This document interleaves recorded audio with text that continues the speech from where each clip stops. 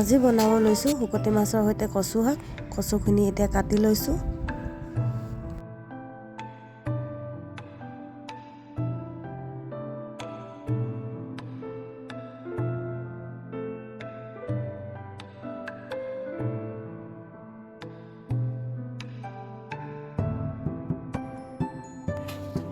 কচুখিনি অলপ ৰ'দত মানে কাটি মেলি ৰ'দত ধুই মেলি শুকুৱাই ল'লোঁ। শুকুৱাই লোৱাৰ পিছত এতিয়া সৰু সৰুকৈ কাটি কিনে এতিয়া অলপ পানী দি কিনে ধুই ল'ম।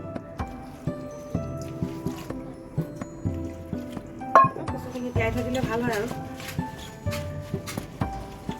বিলাহী 3টা লৈছোঁ, জলকীয়া, ৰচুন আৰু আদা আৰু কেনেকৈ বান্ধি শুকতি মাছৰ সৈতে কচু শাক বনাম।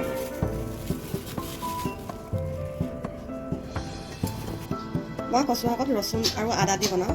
আপোনালোকে ৰচুন আৰু আদা দি বনাব। পিঁয়াজ দিলে মানে অকণমান মানে বস্তুটো বেলেগ লাগে খাই। ৰচুন আৰু আদা দি কিনে বনালে বহুতখিনি সোৱাদ হয়। সেইটো কাৰণে মই ৰচুন আৰু আদা দি বনাওঁ সদায় ঘৰত।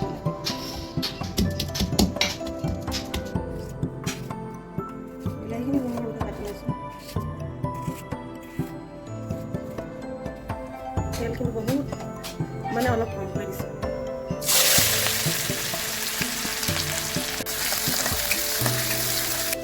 হালধি কমকৈ দিব।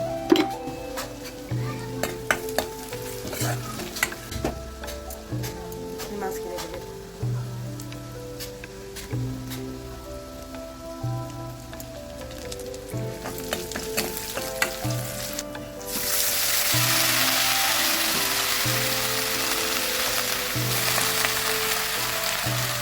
যেতিয়া কচুখিনি কাটিব তেতিয়া অলপ ৰ'দত অলপ শুকুৱাই লগতে কচু আঠাখিনি যেতিয়া গুচি যায় তেতিয়া মানে অলপ অলপ খজুৱাই বুলি সেই খজুৱাটো কম হৈ যাব।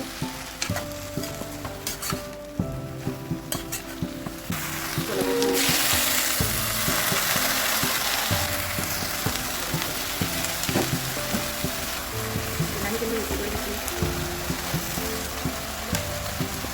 আপোনালোকে নিমখ দিব।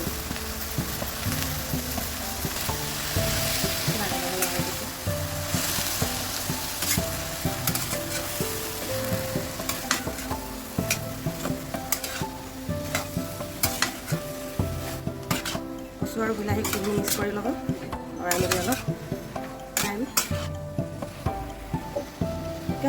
আপোনালোকে পানী নিদিব। গেছটো কমাই স্কিনত কচুখিনি সিজাব।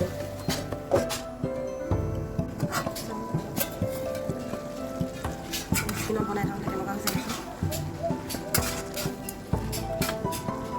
এনেকেই অলপ দেৰি বনাই থাকিব স্কিনত। মানে গেছটো অকণমান কমকৈ দি কিনে গেছটো কমাই কিনে আপোনালোকে বনাব। তাৰপিছত ৰাখি দিব।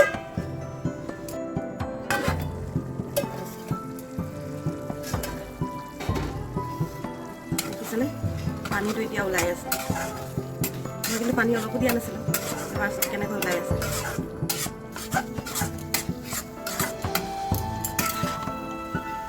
ধনিয়া পাত দিওঁ তাত।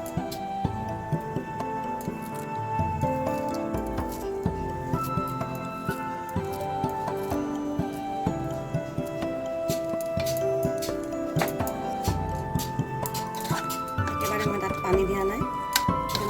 ৰচুন আদা